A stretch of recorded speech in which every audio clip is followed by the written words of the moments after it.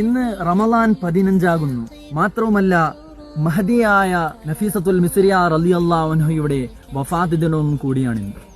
എന്താണ് നഫീസത്തുൽ മിസ്രിയ റളിയല്ലാഹു അൻഹയുടെ പ്രത്യേകത?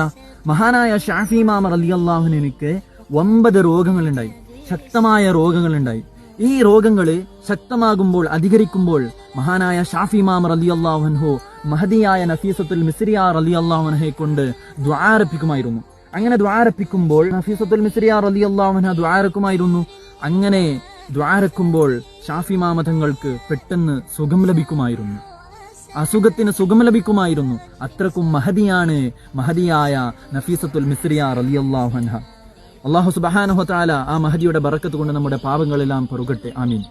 എന്റെ പ്രിയപ്പെട്ടവരെ, മാത്രമല്ല ഷാഫി ഇമാം റളിയല്ലാഹു അൻഹുവിന്റെ വസിയത്തും കൂടിയായിരുന്നു, ഞാൻ മരിച്ചു കഴിഞ്ഞാൽ എന്റെ മയ്യത്തുണ്ടല്ലോ, അത് നിങ്ങൾ കൊണ്ടുപോയി നഫീസത്തുൽ മിസ്രിയ റളിയല്ലാഹു അൻഹയുടെ വീടിന്റെ മുറ്റത്തെടുക്കണം, എന്നിട്ടേ എന്റെ മയ്യത്ത് എടുക്കാൻ പറ്റുകയുള്ളൂ എന്നായിരുന്നു ഷാഫി ഇമാം റളിയല്ലാഹു അൻഹുവിന്റെ വസിയത്ത്.